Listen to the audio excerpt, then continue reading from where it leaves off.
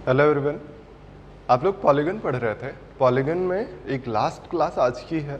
आज आपको ऑक्टागन पढ़ना है। सबसे इम्पॉर्टेंट था हेक्सागन। हेक्सागन पे आपको जितने क्वेश्चन मुझे लगते थे आ सकते हैं, या मुझे जितने क्वेश्चन मिले भी थे, थोड़े इजी थे, थोड़े टफ थे, थोड़े अच्छे लेवल के थे, सभी टाइप के क्वेश्चन मैंने आपको करवा दिए हैं पिछली क्लास तक, है ना।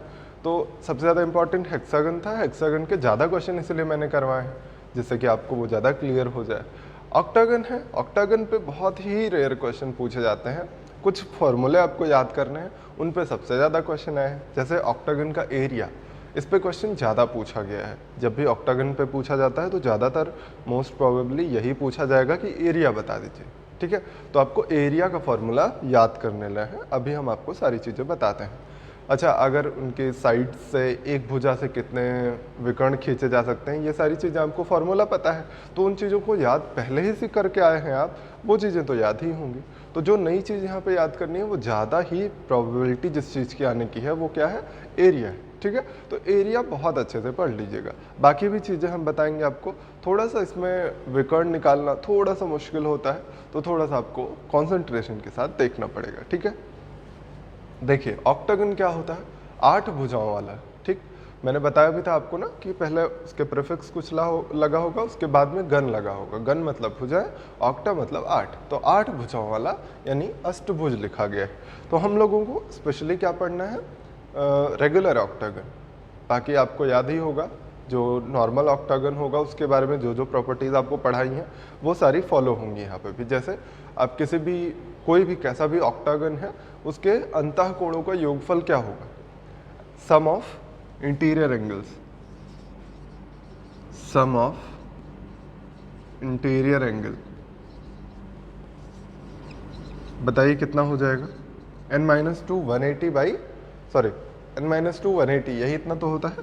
तो 8 में से 2 घटाइएगा तो 6 बचेगा, ये इतना आ जाएगा। तो कितना मिल जाएगा, 1080, है ना। ये आ जाएगा सम ऑफ इंटीरियर एंगल्स। तो अगर आपसे पूछा जाए कि अगर हम इसको बोल दें रेगुलर ऑक्टागन है, ये अगर रेगुलर ऑक्टागन हो जाएगा तो आपसे पूछा जाएगा ईच इंटीरियर एंगल कितना होगा। तो ईच इंटीरियर एंगल कब निकाल सकते हैं, पहली बात तो ये रेगुलर ऑक्टागन होना चाहिए, और दूसरी बात ईच इंटीरियर एंगल। ये सारी चीज़ें आपको इतनी बार बता चुके हैं हम कि आपको याद हो जानी चाहिए। अब ईच इंटीरियर एंगल कैसे निकालते हैं, n-2 इंटू 180 बाई n। तो इसे में n से डिवाइड कर दीजिए, यानी 8 से डिवाइड करिएगा तो कितना आ जाएगा, ये 8 8 3 24, 8 5 40, 135। ये आपको अगर याद होगा तो आप थोड़े आसानी से कर पाएंगे। इसका बहुत यूज़ है, ईच इंटीरियर एंगल का बहुत ज़्यादा यूज़ है, ठीक है। अच्छा, अब आ जाइए, अगर हम आपसे पूछें कि कितने विकर्ण खींचे जा सकते हैं, टोटल डायगोनल्स अगर आपको निकालना हो तो वो चाहे डायगोनल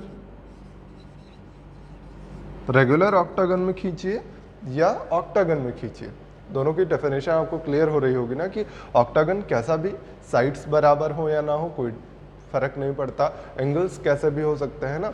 लेकिन ये अगर रेगुलर ऑक्टागन आप यहाँ पे लिख रहे हैं तो इसका मतलब है कि उसके सभी भुजाएं, सभी कोण बराबर होने चाहिए, ठीक है। तो अगर डायगोनल आपको निकालने हैं, कितने डायगोनल पॉसिबल हैं, तो वो फॉर्मूला आपको याद होगा, n-3/2। तो n यानी 8 और 3 माइनस करिएगा तो 5 और बटे 2, तो 20 आ जाएगा।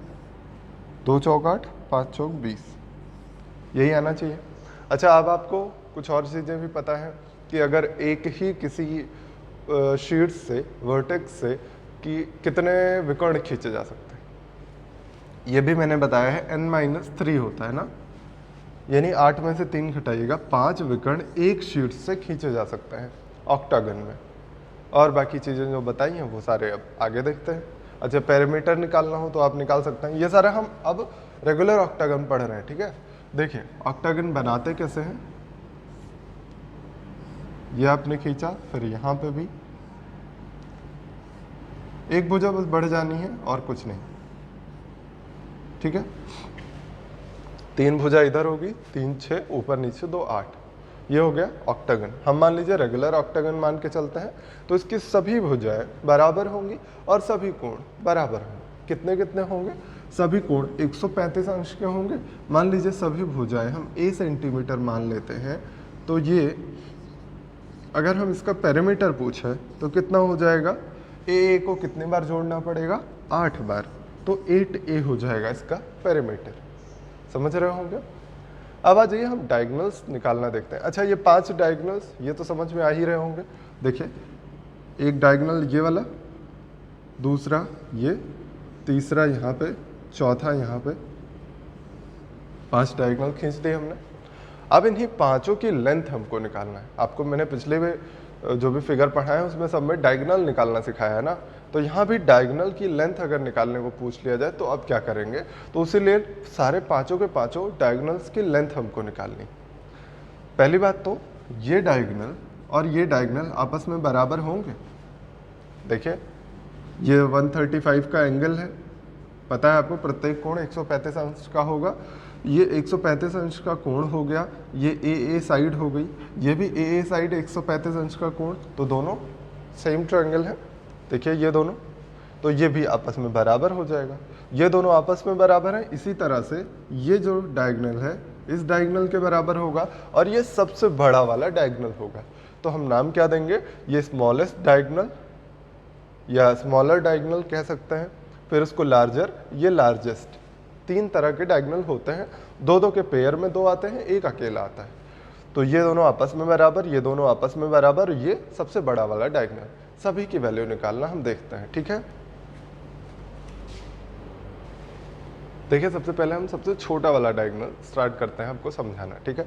सारी चीज़ें हम आपको थोड़ा एक्सप्लेनेशन में पढ़ाएंगे, क्योंकि आपको पता है इतने फॉर्मूले पढ़ के आ चुके होंगे, वैसे ही आपको याद नहीं हो रहे हैं, तो यहाँ कैसे याद हो जाएंगे। इसलिए हम चाहेंगे कि आपको डेरिवेशन पता हो, मतलब कि ये कहाँ से आया है, आपको कॉन्सेप्ट पता हो। अगर कॉन्सेप्ट पता होगा तो शायद आपके पास अगर एग्जाम में टाइम बच गया तो आप डेरिवेट करके या कॉन्सेप्ट से निकाल सकते हैं आंसर को, तो ऐसी कोई समस्या नहीं होगी। तो इस वजह से कॉन्सेप्ट थोड़ा सा ध्यान से समझ लीजिएगा, ठीक है। अब सबसे पहले सबसे छोटा वाला डायगोनल निकालते हैं। तो मैंने एक अष्टभुज बनाया है, अष्टभुज नहीं, रेगुलर ऑक्टागन, मतलब समअष्टभुज बनाया है, ठीक है। अगर आपको इसमें छोटी बड़ी साइड दिख रही हैं, दिख भी रही होंगी, तो आप अपने कॉपी में सही बनाइएगा कि सारी भुजाएं बराबर होंगी, सारे कोण बराबर होंगे, तभी ये समअष्टभुज कहलाएगा, ठीक है। रेगुलर ऑक्टागन, हम रेगुलर ऑक्टागन में ही सारी चीज़ें पढ़ेंगे, ठीक है। तो ये रेगुलर ऑक्टागन है मान लीजिए अगर, तो हम क्या करते हैं, सबसे छोटा वाला डायगोनल खींचते हैं। यही तो था सबसे छोटा, या आप ये कह सकते हैं यहाँ से इसको मिला दीजिए, ये भी सबसे छोटा वाला है। 2 भुजाओं, बस यही 2 भुजाएं होंगी, ये वाला विकर्ण जो खींचेगा ये दोनों सबसे छोटे वाले विकर्ण हैं और दोनों आपस में बराबर होंगे, ये मैंने अभी बताया थोड़ी देर पहले। अब आपको पता है कि ये सभी ए भुजाएं हैं, हम ए साइड मान चुके हैं। आपको ये भी पता है कि रेगुलर ऑक्टागन का प्रत्येक अंतःकोण कितना होता है, 135 डिग्री होता है। आपको यही डायगोनल ही तो निकालना है। अगर इस डायगोनल को हम x मान लें, अगर इस डायगोनल को x मान लें और ये त्रिभुज अगर देखिएगा आपको, तो ये एंगल मिल रहा है, तीनों भुजाएं पता है, तो आपको कौन सा रूल याद आना चाहिए, कॉस रूल याद आना चाहिए। कॉस रूल याद होगा, नहीं याद है तो रिवाइज करिए, मैंने बहुत अच्छे से पढ़ा है, कॉस रूल पे बहुत सारे क्वेश्चन करवाए हैं, जाके आप ट्रायंगल वाला सेक्शन देखिएगा, ठीक है। देखिए, अब आपने कहा कि हम कॉस रूल लगाने वाले हैं, तो कॉस 135 किसके बराबर होता है, बगल वाली भुजाओं के स्क्वायर के योगफल और सामने वाली भुजा का स्क्वायर माइनस किया जाता है, और अपॉन में क्या आएगा, ट्वाइस ऑफ बगल की भुजाओं का मल्टीप्लिकेशन। ये इतना पता है आपको। अब कॉस 135 को कितना लिख सकते हैं आप, 90 प्लस थीटा के फॉर्मेट में लिख लीजिए या 180 माइनस थीटा के फॉर्मेट में लिख लीजिए। तो 90 प्लस थीटा करिएगा जब, तो 90 प्लस 45 आ जाएगा। 90 प्लस थीटा कॉस नेगेटिव होता है तो माइनस साइन 45 आएगा, और माइनस साइन 45 की वैल्यू क्या हो जाएगी, -1/√2, और ये कितना हो जाएगा, 2a square minus x square upon 2a स्क्वायर। क्रॉस मल्टीप्लाई कर दीजिए तो कितना मिल जाएगा, 2a square equal to 2√2a square minus √2 x square, इतना मिला। अगर a वाले को साथ में ले लें, x वाले को साथ में ले लें, तो √2x स्क्वायर को इधर ले आइएगा, equal to 2√2a square plus 2a square, इतना आ गया। अब यहाँ से क्या करिए, √2a बाहर कर दीजिए। 2a भी कर सकते हैं, हमें √2 दिख रहा है यहाँ पे, हमें कैंसिल करना है तो आप √2 बाहर कर दीजिए।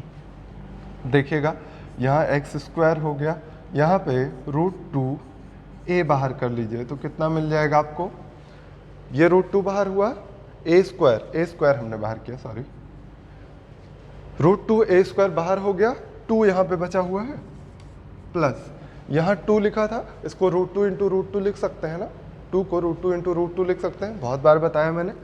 तो इसको भी √2 एक कॉमन हो गया तो केवल 2 प्लस √2 बचा, और यहाँ पे √2 ऑलरेडी लगा था तो √2 से यहाँ डिवाइड हो गया, √2 से √2 कैंसिल, यहाँ से x की वैल्यू हम फाइंड कर सकते हैं। x की वैल्यू कितनी आ गई है, स्क्वायर रूट ले लीजिए दोनों साइड में, √2 प्लस √2, ये इतना होगा आपका सबसे छोटा वाला डायगोनल, यानी आप लिख सकते हैं इसको स्मॉलर डायगोनल।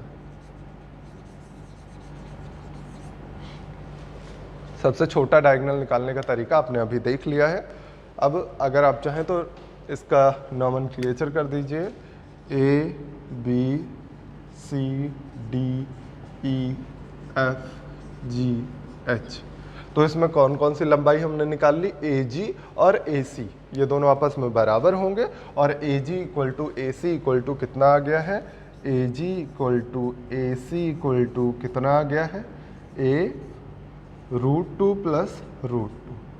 ये याद रखिएगा कि रूट के अंदर में ही पूरा 2 प्लस √2 है।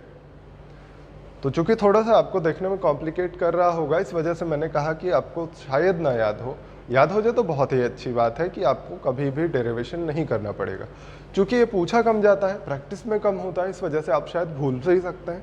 इस वजह से मैंने कहा कि आपको ये तरीका पता होना चाहिए, जबकि कुछ है नहीं तरीके में, केवल आपको कॉस रूल लगाना है। कॉस रूल आपने इतनी बार पढ़ा है, मैंने जब ट्रायंगल पढ़ाया था तो बहुत ही ज़्यादा यूज़ हुआ था कॉस रूल, है ना। चलिए अगले पढ़ते हैं। अब देखिए अगला वाला जो डायगोनल है, जो सेकंड वाला है, 3 तरह के डायगोनल होता है, टोटल 5 होते हैं।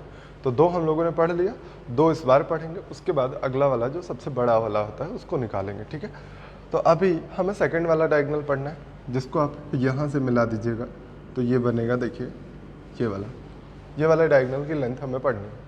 तो चूंकि आपको ये उल्टा लटका हुआ थोड़ा कम समझ में आता है, इसलिए हम उसको थोड़ा सा ऊपर की ओर शिफ्ट करके वो समझा देते हैं।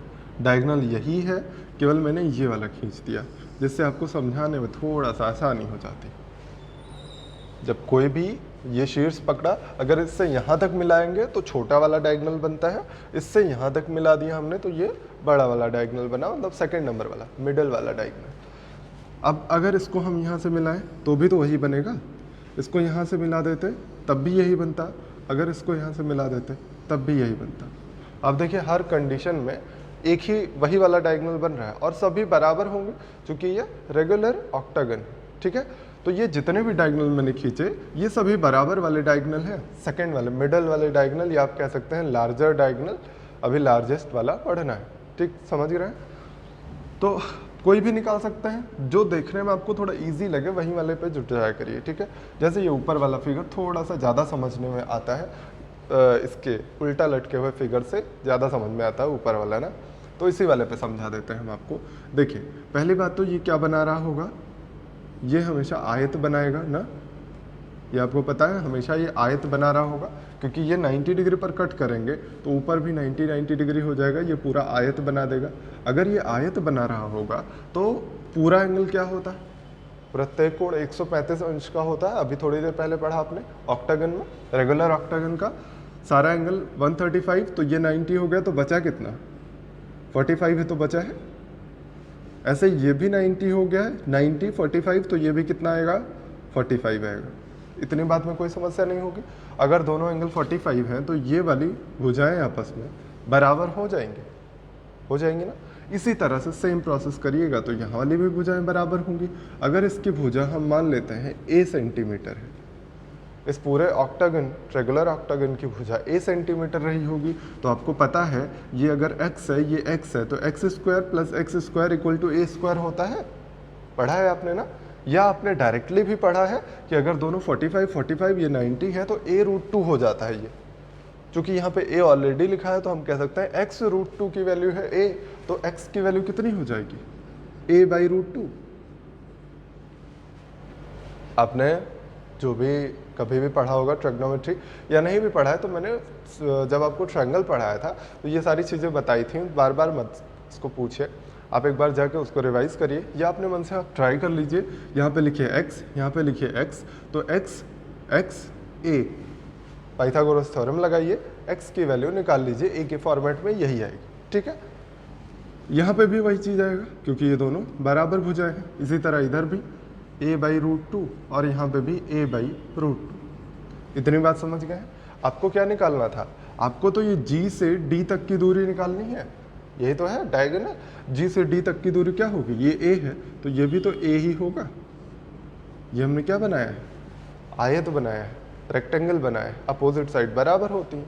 ये रेक्टेंगल है तो इस वजह से a हो गया, ये a/√2, ये a/√2, तो आप निकाल सकते हैं आप जो निकालना है। क्या बोलेंगे इसको, लार्जर डायगोनल बोल देते हैं। कहीं कहीं आपको मिडल डायगोनल लिखा हुआ भी मिलेगा, तो जैसा आप चाहें वैसा लिख सकते हैं। लार्जर डायगोनल कितना आ जाएगा, a/√2 है ये a है, ये a/√2 है, ठीक है। इन्हीं को आपको ऐड करना है। अगर इन दोनों को ऐड करिएगा तो कितना आएगा, 2a/√2। तो ये लिखेंगे आप 2a/√2 प्लस a। √2 से इसको कैंसिल करिएगा, यहाँ √2 लग जाएगा, और यहाँ से a कॉमन करिएगा तो कितना मिल जाएगा आपको, यहाँ से a कॉमन करिएगा तो आपको मिल जाएगा a√2 प्लस 1। यही होता है ये वाला डायगोनल जो आपको ये वाला दिख रहा है, ठीक है। अब आपको मान लीजिए निकालना है सबसे बड़ा वाला डायगोनल। बड़ा वाला डायगोनल कितना हो जाता है, अगर आपको बड़ा वाला डायगोनल खींचना है, मान लीजिए इस पॉइंट से हम बड़ा वाला डायगोनल खींचना चाहें तो यही तो है बड़ा वाला डायगोनल, सबसे बड़ा डायगोनल यही तो है। अब ये मत सोचिएगा कि ए ही पॉइंट से हम खींचे तभी बड़ा वाला डायगोनल हो सकता है। किसी भी पॉइंट से हम इसमें बड़ा डायगोनल खींच सकते हैं, मिडिल वाला डायगोनल खींच सकते हैं, या सबसे छोटा डायगोनल खींच सकते हैं, उसकी कोई समस्या नहीं। मैंने ए से आपको दिखाया था अभी इससे पहले, बट यहाँ पे हम इसी में समझा देते हैं, थोड़ा इजी हो जाएगा। अब अगर आप देख पा रहे हो तो ये 45 डिग्री है, तो इसका मतलब ये बचा हुआ एंगल कितना रहा होगा, 90 डिग्री, क्योंकि पूरा 135 होता है। 45 माइनस कर दीजिएगा 135 से, तो ये कितना बचेगा, 90 बचेगा। ये 90 डिग्री का एंगल है। ये पूरी साइड कितनी है, a सेंटीमीटर, क्योंकि आपको पता है ये समअष्टभुज है, रेगुलर ऑक्टागन है, इस वजह से इसकी सभी भुजाएं बराबर होंगी। ये हो गया a, और ये वाली भुजा अभी आपने निकाल के रखी है कि ये मिडल वाला डायगोनल है, और जिसकी लंबाई हमको पता चल गई है। अगर आप देख पा रहे हो ये कैसा ट्रायंगल है, पाइथागोरस थ्योरम लगेगी इसमें, राइट एंगल ट्रायंगल है, तो ये 90 डिग्री, इसके सामने ये कर्ण है, कर्ण का स्क्वायर बराबर होता है आधार और लंब के स्क्वायर के योगफल के।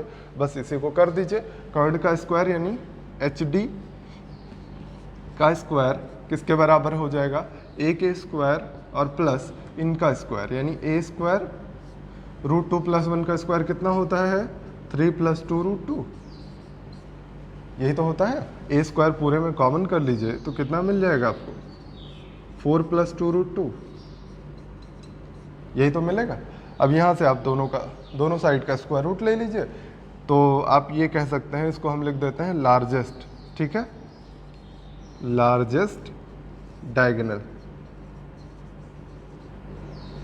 लार्जेस्ट डायगोनल कितना आ जाएगा, स्क्वायर रूट लेते ही आपको मिलेगा a² ऑफ 4 + 2 √2, यही मिल जाएगा आपको लार्जेस्ट डायगोनल। या इसी को कभी कभी दूसरे फॉर्मेट में लिखा मिलता है आपको, a√2 यहाँ पे कॉमन कर लीजिए अगर ना, तो आपको क्या मिल जाएगा, √2 कॉमन करिएगा तो √2 ये बाहर हो गया यहाँ से, और यहाँ से 2 × 2 इसको लिख देंगे, और 2 × 2 लिखते ही एक को √2 बनाना पड़ेगा। ध्यान से देखिए तो आपको क्या मिलेगा, √2 यहाँ से बाहर करिएगा तो आपको फिर से क्या मिल जाएगा, 2 + √2, ये तो मिलने वाला है। एक बार चेक कर लीजिएगा, इसको लिखिएगा 2 × 2 तो 2, हाँ ठीक है। यहाँ से मैंने क्या किया फिर से समझ लीजिए, देखिए 2 यहाँ से बाहर किया अगर यहाँ से 2 बाहर किया, कॉमन कर लीजिए, इसको आप कैसे लिखेंगे? देखिए हम एक बार लिख के दिखा देते हैं। ए रूट 2 कॉमन किया हमने, 2 प्लस रूट 2, ये लिख सकते हैं ना, ऐसे लिख सकते हैं। तो बस यही किया मैंने कि रूट 2 को हटा दिया यहाँ से, इस पूरे पे रूट लगा दिया, ये देखिए। तो ऐसे लिख सकते हैं, कोई दिक्कत नहीं होगी। तो इसको हटा दीजिए, आप ये दोनों नोट कर लीजिएगा। तो चाहे इस फॉर्मेट में याद रखिए, चाहे इस फॉर्मेट में याद रखिए, दोनों ही वही है। तो अगर आप चाहें तो ये भी कह सकते हैं कि अभी अपने इससे थोड़ी देर पहले सबसे छोटा वाला जो डायगोनल निकाला था, उसका ये रूट 2 गुना ही तो है। आप कॉपी पलट के देखिएगा, अभी जस्ट आपने पढ़ा सबसे छोटा वाला डायगोनल क्या होता है, ए रूट टू प्लस रूट 2, यही अभी पढ़ा आपने, और उसी का रूट 2 गुना है ये। इसका मतलब आपसे ये भी पूछा जा सकता है कि सबसे छोटे और सबसे बड़े डायगोनल का रेशियो क्या होगा। बहुत इजीली निकाल सकते हैं ना। चलिए हम निकाल लेते हैं रेशियो। तो आप इसको नोट कर लीजिएगा। देखिए अब आपको निकालना है एरिया, सबसे लास्ट चीज इसमें और सबसे इम्पॉर्टेंट, बहुत ही ज़्यादा इंपॉर्टेंट, इस वजह से याद कर लीजिएगा इस फॉर्मूले को। पहले एरिया निकाल लेते हैं, फिर आपको वो रेशियो वाली बातें बताते हैं। देखिए एरिया निकालना बहुत ही ईजी है, अगर आप फिगर देख पा रहे हो तो। मैंने फिर से वही फिगर बना लिया है जो आपको इससे पहले अभी बना के दिखाया था, ठीक है। तो ये 90 डिग्री था, आपको पता है। सभी की लेंथ पता है, आपने अभी निकाली थी। सभी भुजाएं ए सेंटीमीटर की हैं, हमने माना हुआ है। तो ये कितना था, a बाई रूट 2, ये भी था a बाई रूट 2, है ना, ऐसा ही बना हुआ था। अगर हम आपसे कहें ये जितने फिगर में छोटे छोटे फिगर दिख रहे हैं, ये सभी हम ऐड कर दें तो यही तो होगा एरिया, यही होगा एरिया। तो आप वही कर डालिए जो हम बोल रहे हैं कि सारे फिगर्स को ऐड कर दीजिए जो आपको उसमें छोटे छोटे फिगर दिख रहे हैं। देखिए ये एक ट्रायंगल है, फिर दूसरा ट्रायंगल, तीसरा ट्रायंगल और चौथा ट्रायंगल, 4 ट्रायंगल बन रहे हैं। चारों ट्रायंगल्स के एरिया का सम कर दीजिए। एरिया हम निकालना शुरू करते हैं। देखिए 4 ट्रायंगल का एरिया निकालना है हमको, ठीक है। फिर ये क्वाड्रिलेटरल है, सभी कौन से क्वाड्रिलेटरल है, रेक्टेंगल है, आयत है, ये और ये सभी आपस में बराबर होंगे। ये या डबल टिक कर देते हैं जिससे ये पता चले ये आपस में बराबर है, ठीक है। ये डबल टिक वाले आपस में बराबर हैं, मतलब 4 रेक्टेंगल मिलेंगे, ठीक है। और एक ये जो बीच में क्या है, ये ए सेंटीमीटर का ये होगा अगर, तो ये क्या हो जाएगा, वर्ग होगा, यानी एक स्क्वायर मिलेगा। इतनी चीज़ें अगर हम ऐड कर डालें तो इसका पूरे का एरिया मिल जाएगा। सभी के एरिया हम ऐड कर दें तो पूरे का एरिया आ जाएगा। तो सभी के एरियाज को आप ऐड कर डालिए, 4 टाइम्स इसका एरिया क्या हो जाएगा, half height into base, A by root 2 into A by root 2। इसी तरह से एरिया कितना आ जाएगा रेक्टेंगल का, ए और ए बाई रूट 2, यानी ए इंटू ए बाई रूट 2, इतना ही तो होगा। लंबाई गुणा चौड़ाई होती है, वो कर दिया आपने। और एक जो स्क्वायर बचा है, स्क्वायर का एरिया हो जाएगा ए स्क्वायर, ठीक है। अब इन्हीं को आप ऐड कर डालिए। देखिए कितना मिलेगा आपको, रूट टू 2 बना देगा, और 2 से ये पूरा कैंसिल हो गया। यहाँ पे कितना बचा, ए स्क्वायर बचा केवल। यहाँ पे कितना आ जाएगा, यहाँ पे केवल बचा है ए स्क्वायर प्लस ऊपर नीचे रूट 2 से मल्टीप्लाई कर दीजिए, इसमें थोड़ा सा इजी हो जाएगा। ऊपर नीचे रूट 2 से मल्टीप्लाई करते ही ये 2 बार कैंसिल कर देगा और रूट 2 ऊपर आ जाएगा, यानी 2 रूट 2 ए स्क्वायर। और यहाँ पे क्या बचा, ए स्क्वायर। ये ए स्क्वायर ऐड होकर कितना बनाएगा, 2a स्क्वायर। इसको यहाँ से हटा देते हैं। अब आपको मिला यहाँ पे 2a स्क्वायर, यहाँ पे मिला 2 root 2a square. 2a square common कर दीजिए पूरे में, 2a स्क्वायर हमने कॉमन कर दिया तो क्या मिला यहाँ पे, रूट 2 प्लस 1। तो बस यही फॉर्मूला होता है। एरिया का फॉर्मूला क्या हो गया, हम यहाँ पे लिख देते हैं। देखिए एरिया कितना होता है, 2a स्क्वायर रूट 2 प्लस 1, ये होता है एरिया। समझ गए होंगे आप। अब आपसे एक क्वेश्चन मान लीजिए पूछा जाए, आप पॉइंट करके क्वेश्चन लिख लीजिएगा। क्वेश्चन लिख लीजिए कि ये स्मॉलर डायगोनल है, पहली बात, ये लार्जर डायगोनल है, ये लार्जेस्ट डायगोनल है, सबसे बड़ा वाला। इसको आप मिडल डायगोनल भी बोलते हैं, जैसा मन करे वैसा लिख सकते हैं, बस आपको कॉन्सेप्ट पता होना चाहिए। आपसे पूछा गया था, ये आ चुका है पेपर में, कि किसी भी अष्टभुज के सबसे छोटे और सबसे बड़े डायगोनल का अनुपात क्या होगा। दोनों का अनुपात आपसे पूछ लिया गया था, तो आप अनुपात बहुत इजीली निकाल सकते हैं। देखिए, इनका और इनका सबसे छोटे और सबसे बड़े डायगोनल का अनुपात पूछा गया, तो ये ऊपर लिखिएगा, ये नीचे लिखिएगा, तो कितना आ जाएगा। देखिए, ये पूरा कैंसिल हो जाएगा, ये टर्म कैंसिल होगा, केवल आपका आंसर क्या आ जाएगा 1/√2। ये हो जाएगा। समझ गए होंगे ना ये बात। चलिए हम क्वेश्चंस पे आते हैं और आगे। अगला क्वेश्चन जो दिया गया है वो भी पिछले ही क्वेश्चन की तरह है। देखिए क्या लिखा गया था कि एक समअष्टभुज यानी रेगुलर हेक्सागन की प्रत्येक भुजा √2 - 1 है, तो बताइए इनके तीनों विकर्णों का योगफल क्या हो जाएगा। होते तो 5 विकर्ण हैं, बट यहाँ पे 3 विकर्ण पूछे गए, मतलब कि जो डबल डबल होते हैं उनको सिंगल सिंगल टाइम्स लेना है। ठीक है, कभी कभी आपसे हो सकता है 5 विकर्णों का योगफल पूछे तो आप 5 का निकाल देंगे, है ना। चलिए हम लिखते हैं योगफल। सबसे पहले सभी विकर्णों की लंबाइयाँ लिख लेते हैं। दोनों हम सबसे बड़ा और सबसे छोटा पास में लिख लेते हैं। देखिए, सबसे बड़ा और सबसे छोटा दोनों बता दीजिए लंबाइयाँ क्या होती है, a√2 + √2। ये होता है सबसे छोटा विकर्ण, और सबसे बड़ा विकर्ण क्या होता है a√2 √2 + √2, है ना। और मिडिल वाला डायगोनल क्या होता है a√2 + 1, ये इतना होता है। अगर इन दोनों में हम a√2 + √2 ये कॉमन कर दें तो क्या मिल जाएगा आपको √2 + 1। देखिए a√2 + 1, √2 + √2 कॉमन किया, यहाँ पे 1 बचा हुआ है केवल, और यहाँ पे क्या बचा √2, तो √2 + 1 लिख दिया। और यहाँ भी वही लिखा गया है, अगर आप ध्यान से देखिए a√2 + 1, है ना। तो a√2 + 1 दोनों जगह मिल रहा है, तो उसको हम कॉमन कर लेते हैं। a√2 + 1 दोनों जगह था, इस वजह से मैंने कॉमन किया। अंदर में क्या बच जाएगा, यहाँ पे √2 + √2 बचेगा, और यहाँ +1, ये इतना आ जाएगा। अगर a की वैल्यू हम यहाँ पे पुट कर दें तो कितना आएगा। देखिए a की वैल्यू हम यहाँ से इसको हटा के √2 - 1 पुट कर दिया हमने। अब ये मिला आपको a - b a + b, क्या होता है a² - b², √2 का स्क्वायर 2 - 1, ये पूरा कितना हो जाएगा 1 हो जाएगा, कैंसिल। तो ये कितना आ गया आंसर 2 + √2 का स्क्वायर रूट लेना है और +1, ये हो जाएगा आपका आंसर। समझ गए हैं। अगला बहुत ही बेसिक सा क्वेश्चन लिखा गया है कि एक समअष्टभुज की प्रत्येक भुजा 10 सेंटीमीटर है, तो बताइए इसका क्षेत्रफल क्या होगा।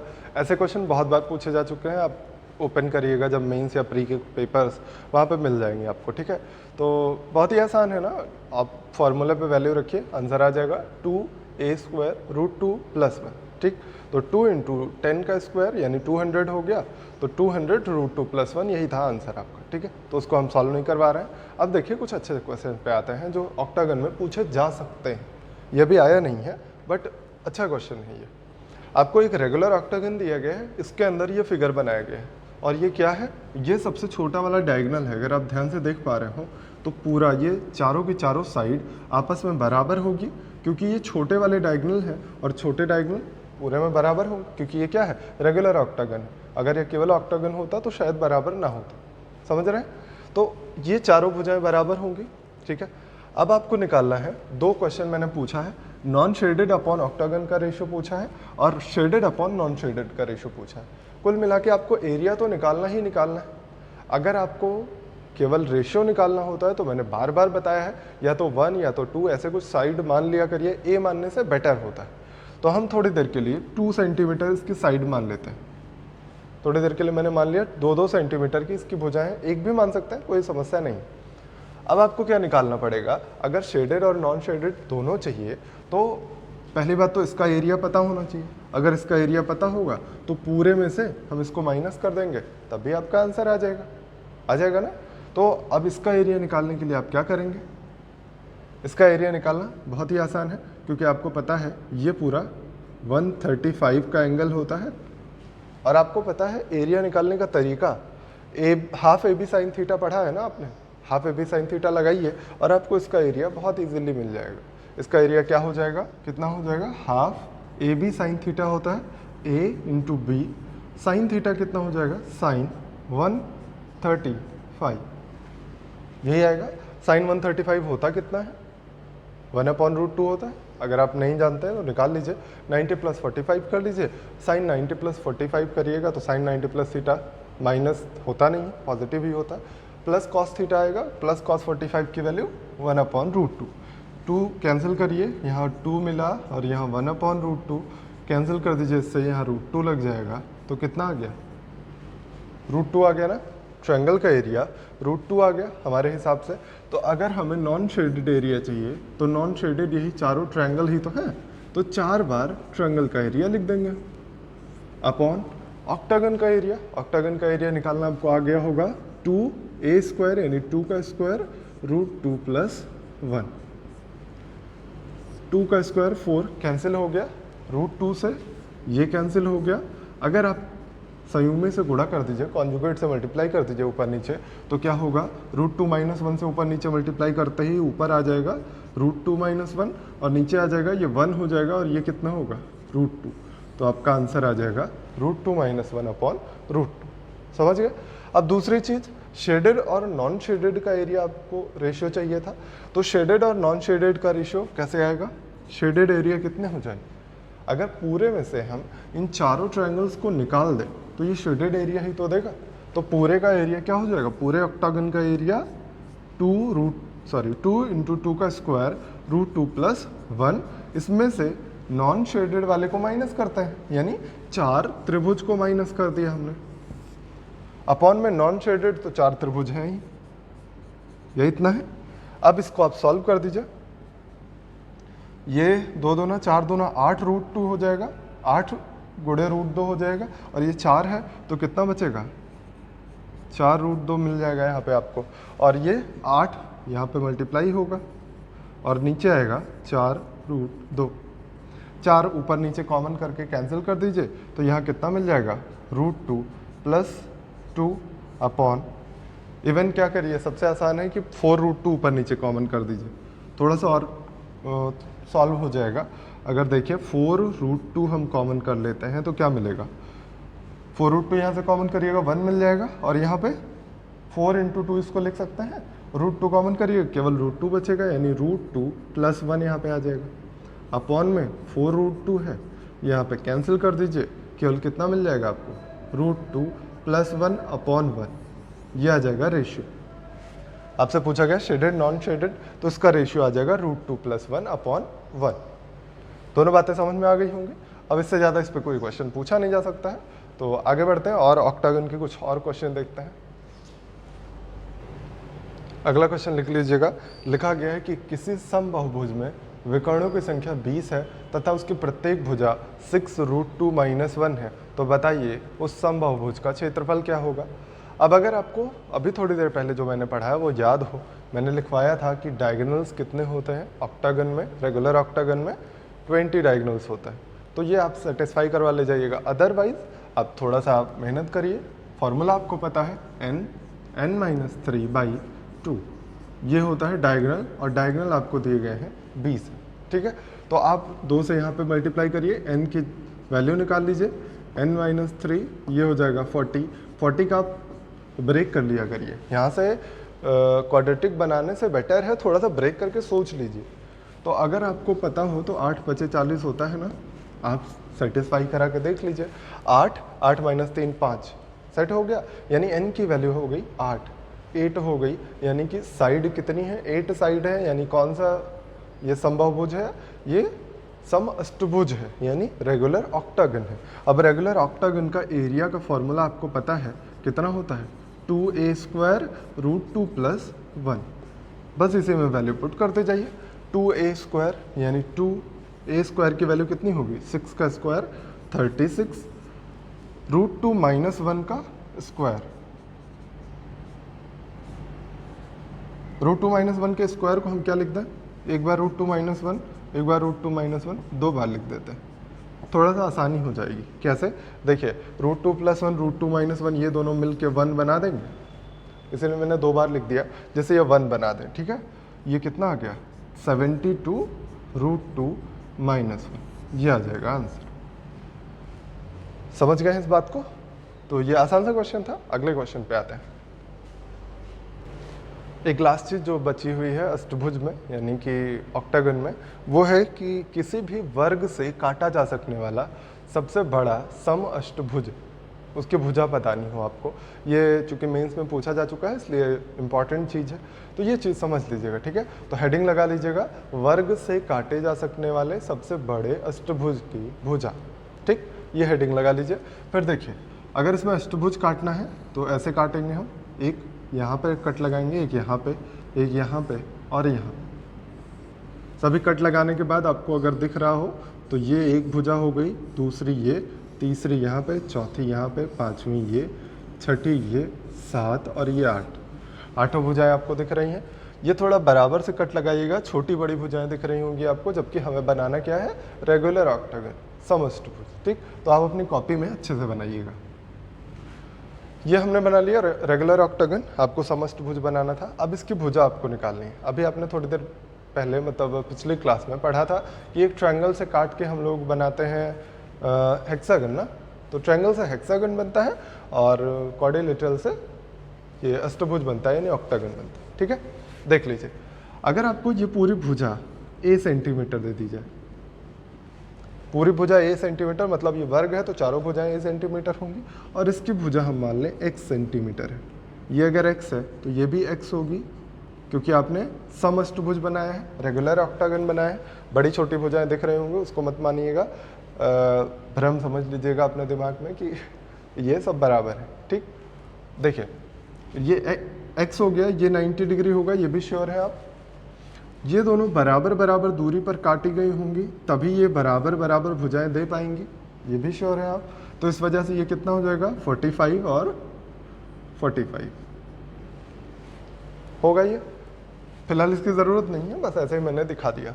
तो इस चीज़ को ऐसे भी समझ सकते हैं आप कि अगर ये x है, ये पूरी भुजा a है, तो ये जो दोनों साइड बची हुई भुजा है, ये और ये, इन दोनों का योगफल कितना हो जाएगा, पूरे में से हम इसको माइनस कर दें, a माइनस एक्स हो जाएगा इन दोनों का योगफल। और ये दोनों चूंकि बराबर बराबर है तो कितना हो जाएगा, ये a माइनस एक्स बाई 2, और ये भी कितना हो जाएगा, a माइनस एक्स बाई 2। ये दोनों हमने निकाल लिया, ये दोनों भुजाएं, ठीक है। इसी तरह से सेम काम करिएगा, तो ये भी x है, ये भी पूरी भुजा a है, तो आप क्या कहेंगे, पूरे में से इसको माइनस करें, a माइनस एक्स बचेगा, इसका आधा आधा इधर इधर चिपका दीजिएगा, तो क्या मिल जाएगा, ये भी a माइनस एक्स मिल जाएगा। बात समझ में आ रही है। क्या करना है आपको, पूरी भुजा में से इसको माइनस करिएगा तो ये दोनों पार्ट का योगफल आ जाएगा। योगफल हमें पता चला कितना है, a माइनस एक्स है, और चूंकि ये दोनों बराबर हैं तो आधा आधा बांट देना, तो आधा आधा बांट दिया आपने, तो a माइनस एक्स बाई 2 ये भी आ गया, ये भी आ गया, दोनों ये माइनस एक्स बाई 2 आ गया। और वैसे भी 45 एंगल था तो दोनों साइड बराबर होनी थी, चाहे जैसे आप समझ लीजिए। तो a माइनस एक्स बाई 2 ये और ये x है, तो आप पाइथागोरस थ्योरम लगा दीजिए। या फिर आपको अगर याद हो तो सबसे आसान तरीका कौन सा होता है, ये a है, ये a है, तो ये a रूट 2 होता है, याद है। तो अगर वही याद है तो वही लगा दीजिए, a minus X by 2 into root 2, यही होता है, ये बराबर हो जाएगा x की। ये आपने पढ़ा हुआ है।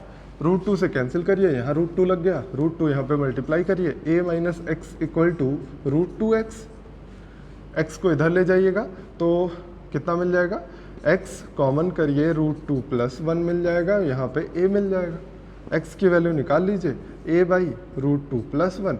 अगर ऊपर नीचे हम कॉन्जुगेट से मल्टीप्लाई करते हैं यानी रूट 2 माइनस 1 से, तो क्या मिल जाएगा x की वैल्यू, a रूट 2 माइनस 1। आप ऐसे भी याद कर सकते हैं या इसी को याद कर लीजिए, ये भी फॉर्मूला है, दोनों में से कोई भी याद कर सकते हैं। दोनों, ये a की वैल्यू निकाल रहा है, ये x की वैल्यू निकाल रहा है। मतलब अगर a दिया गया हो यानी वर्ग की भुजा दी गई हो और हमें अष्टभुज की भुजा निकालनी हो तो ये वाला लगाएंगे, अगर अष्टभुज की भुजा दी गई हो, वर्ग की भुजा निकालनी हो तो ये निकालिए। दोनों में से एक याद करिए, दूसरा ऑटोमेटिक आ जाएगा, ठीक है। तो इसको नोट कर लीजिए, इस पर एक क्वेश्चन आया है 2017 के मेंस में, वो वाला क्वेश्चन करता है। क्वेश्चन में क्या दिया गया है वो लिख लीजिए। 2017 के मेंस का क्वेश्चन है, लिखा गया था कि 16 सेंटीमीटर भुजा वाले वर्ग से काटे जा सकने वाले सबसे बड़े सम अष्टभुज का क्षेत्रफल क्या होगा। तो सबसे पहले आपको भुजा निकालनी पड़ेगी। भुजा की वैल्यू कैसे आएगी, आपने अभी पढ़ा फॉर्मूला, x क्या होता है, a रूट 2 माइनस, यही होता है। अब यहाँ पे वैल्यू रख दीजिए 16√2 -1, ये आ गया है ना। अब इसको उठा के फॉर्मूले में रख दीजिए। एरिया क्या होता है 2a² √2 +1। ये a मत लिखिए, नहीं तो आप कंफ्यूज होंगे। यहाँ पे हम x लिखते हैं क्योंकि यहाँ पे x हमने माना है ना समष्टभुज की भुजा। तो बस यही रख दीजिए वैल्यू। 16 का स्क्वायर 256 है ना, और √2 -1 का स्क्वायर लिखना है तो हम 2 बार लिख देते हैं √2 -1 को, जिससे ये √2 + 1 से मिलके 1 बना दे, है ना। अब यहाँ पे जो बचा हुआ वही लिख दीजिए। कितना आएगा 512√2 -1, यही हो जाएगा आपका आंसर। तो इस तरह से ऑक्टागन पूरी तरह से फिनिश हो गया है और जो भी चीज़ें थी वो सारी मैंने पढ़ा दी हैं। अब आपको थोड़ा सा 2-3 क्वेश्चन और करा देते हैं पॉलीगन से रिलेटेड, ठीक है। जो हमें अच्छा लगे, हम 2-3 क्वेश्चन और हैं मेरे पास, वो हम करवा देते हैं पॉलीगन से रिलेटेड। इसके बाद ये चैप्टर फिनिश करेंगे। एक बहुत ही बेहतरीन सा क्वेश्चन आपके सामने है। लिखा गया था क्वेश्चन में, ये फिगर बना के दिया गया था और लिखा गया था एक समबाहुभुज को एक आयताकार कागज से ढक दिया जाता है। यदि a + b 60 डिग्री है तो समबाहुभुज में भुजाओं की संख्या कितनी हो जाएगी। a + b की वैल्यू आपको 60 डिग्री दे दिया गया है और आपसे पूछा गया है कि समबाहुभुज में भुजाओं की संख्या कितनी हो जाएगी।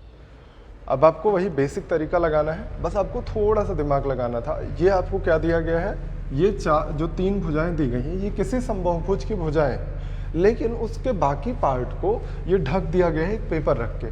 तो आपको ये नहीं पता चल पा रहा है कितनी भुजाएं रही होंगी, बस वही निकालना है आपको। यदि ये समबाहुभुज है तो इसके दोनों ये कोण बराबर होने चाहिए। ये मान लीजिए x डिग्री के हैं, ये दोनों अगर x डिग्री के हैं और ये आपको क्या बनता हुआ दिखाई दे रहा है, चतुर्भुज बन रहा है ना। चतुर्भुज के चारों कोणों का योगफल क्या होता है, चारों कोणों का योगफल 360 डिग्री होता है। बस वही आपको रख देना है। ये रख दिया मैंने। यहाँ से 2x की वैल्यू कितनी आ जाएगी, a + b की वैल्यू यहाँ रखिए 300 आएगा, x की वैल्यू कितनी आ जाएगी 150। यानी जो भी समबाहुभुज होगा उसका प्रत्येक अंतःकोण 150 अंश का होगा। प्रत्येक अंतःकोण, ईच इंटीरियर एंगल। अगर ईच इंटीरियर एंगल पता है तो ईच एक्सटीरियर एंगल कितना हो जाएगा। मैंने बार बार आपको बताया है कि हमेशा कोशिश किया करिए कि एक्सटीरियर एंगल वाला निकाल लीजिए, तब आपके लिए क्वेश्चन बहुत ही इजी हो जाता है। मैंने आपको शुरुआत में जब भी ये क्वेश्चन समझाए हैं उसमें आपको ये भी बताया है कि एक्सटीरियर एंगल जब भी निकाल लीजिएगा तो आपको पता है टोटल एक्सटीरियर एंगल्स का सम क्या होता है 360 होता है। तो अगर इससे डिवाइड कर दीजिए तो नंबर ऑफ साइड्स आ जाएंगे, बताया है ना। तो नंबर ऑफ साइड्स कैसे निकालेंगे आप, 360 को डिवाइड कर देंगे इसी ईच इंटीरियर एंगल से, तो आपको क्या मिल जाएगा 12 साइड निकालनी थी ना, हाँ 12 साइड आ जाएंगे। समझ गए बात को। केवल आपको क्या करना था कि ये एक क्वाड्रिलेटरल बन रहा था, क्वाड्रिलेटरल के एंगल्स का सम 360 होता है। तो यहाँ से मैंने x की वैल्यू निकाली और x क्या है ईच इंटीरियर एंगल, और बोला गया था आपसे समबाहुभुज है, रेगुलर पॉलीगन है, तो ईच इंटीरियर एंगल 150 है, ईच एक्सटीरियर एंगल 30 डिग्री होगा। आपको पता है कि n की वैल्यू निकालने के लिए हम क्या करते हैं, ईच एक्सटीरियर एंगल से डिवाइड कर देते हैं 360 को। तो यहाँ से आगे आपका भुजाओं की संख्या 12 होगी, ठीक है। अगला क्वेश्चन नोट कर लीजिएगा, ये भी बहुत ही बेहतरीन क्वेश्चन है। लिख लीजिए 12 भुजाओं वाला एक समबाहुभुज एक 4 सेंटीमीटर त्रिज्या वाले वृत्त में अंतर्निहित है, यानी इंस्क्राइब्ड है, मतलब कि उसको घेरा गया है, ठीक है। तो आपसे पूछा गया है कि इस समबाहुभुज का क्षेत्रफल क्या हो जाएगा। तो ये बताना है आपको। सबसे पहले आप फिगर बना लीजिए। एक कोई सर्कल है 4 सेंटीमीटर जिसकी त्रिज्या है, इसके अंदर 12 भुजाओं वाला एक समबाहुभुज बनाना है आपको। तो हम 12 भुजाएं नहीं बनाते हैं, बस आपको दिखा देते हैं कि ऐसा कुछ बना रहा होगा। ऐसे भुजाएं यहाँ पे बनी रही होंगी ना, ये दूसरी भुजा, ये तीसरी, ये चौथी, ये पांचवी, ऐसे भुजाएं बनी रही होंगी और आपको समबाहुभुज बनाना है, यानी ये सभी आपस में बराबर रहे होंगे। ऐसे ही करके बना रहा होगा, बाकी हम नहीं बना रहे। बस आपको समझाना है कि कैसे आपको क्वेश्चन को पकड़ना है। 12 भुजाएं हैं, अगर हम ऐसे बना दें सेंटर, ये सेंटर है, सेंटर से मैंने किसी भी 2 वर्टिसेस को ज्वाइन कर दिया, किसी भी दो शीट्स को ज्वाइन कर दिया, तो ऐसा ही कुछ फिगर बनेगा। अगर ये फिगर आपको यहाँ दिख रहा है तो यहाँ भी ज्वाइन करने पे दिखेगा, यहाँ भी दिखेगा, यहाँ भी दिखेगा। ये सभी आपस में बराबर होंगे या नहीं? चूंकि ये समबाहुभुज था, ये बराबर बराबर दूरियां हैं, ये बराबर, आपको मैंने पढ़ाया था सर्कल में कि अगर ये जीवाएं बराबर हों तो सभी जगह ये क्षेत्रफल बराबर होते हैं। मैंने सर्कल के थ्योरम जब पढ़ाया था तो आपको बताया था कि यदि जीवा बराबर हो, एक ही सर्कल की जीवाएं अगर बराबर हो, तो उनके द्वारा केंद्र पर बना गया क्षेत्रफल जो होता है त्रिभुज का क्षेत्रफल, ये सभी बराबर होते हैं। मैंने बताया था आपको। तो ये जो भी दिख रहा है ये सभी क्षेत्रफल आपस में बराबर होंगे। ये इतने ही मैंने बनाए हैं, बाकी 12 बनेंगे टोटल। तो अगर ये 12 बने हैं तो 12 त्रिभुजों के क्षेत्रफल बराबर होने चाहिए, पहली बात। दूसरी बात, इसके यहाँ पे कोण बराबर होने चाहिए। ये भी मैंने आपको बताया था कि किसी भी वृत्त में समान जीवाएं केंद्र पर समान कोण बनाती हैं, ये भी बताया था। तो ये अगर theta theta theta theta theta theta कितनी बार आएगा? 12 बार आएगा ना, क्योंकि 12 त्रिभुज बनेंगे तो 12 बार थीटा मिला आपको। और टोटल होता क्या है, एक सर्कल का टोटल, सर्कल नहीं, पॉइंट पे एक पूरा एंगल कितना बनता है? 360 डिग्री का। तो आप थीटा की वैल्यू कितना निकाल लेंगे? 30 डिग्री। इतने में कोई समस्या नहीं होगी। अब ये अगर 30 डिग्री का हो गया, आपको ये त्रिज्या पता है 4 4, तो इस त्रिभुज का क्षेत्रफल निकालना बहुत ही आसान है आपके लिए। इस त्रिभुज का क्षेत्रफल क्या हो जाएगा? AB sine theta. हम निकाल देते हैं त्रिभुज का क्षेत्रफल AB, half AB sine theta. AB sine theta, sine 30 कितना होता है? 1/2।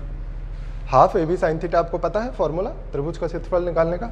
हाफ AB साइन थीटा से जब निकालिएगा तो इसका क्षेत्रफल कितना आ गया? 4 सेंटीमीटर स्क्वायर। एक त्रिभुज का एरिया आया 4। तो अब कितने त्रिभुज बनेंगे, कितने ट्रायंगल्स बनेंगे इसमें? ऐसे ही 12 ट्रायंगल्स बनेंगे, 12 भुजाएं होंगी, तो ऐसे मिलाते रहिएगा तो कितने त्रिभुज बनेंगे? 12 त्रिभुज बनेंगे। 12 त्रिभुज का क्षेत्रफल कितना हो जाएगा? 12 गुणे 4, यानी टोटल एरिया कितना आ जाएगा? 12 गुणे 4 यानी 48 सेंटीमीटर स्क्वायर। बहुत ही लाजवाब सा क्वेश्चन था, थोड़ा सा आपकी बुद्धि चेक करनी थी, ठीक है? नोट कर लीजिएगा इसको भी।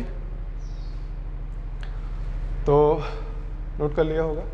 चलिए आज के लिए इतना ही रखते हैं। अभी आपने फिनिश कर दिया है पूरी तरह से पॉलीगन को। पॉलीगन में जो भी क्वेश्चन बन सकते थे वो मैंने बता दिए हैं।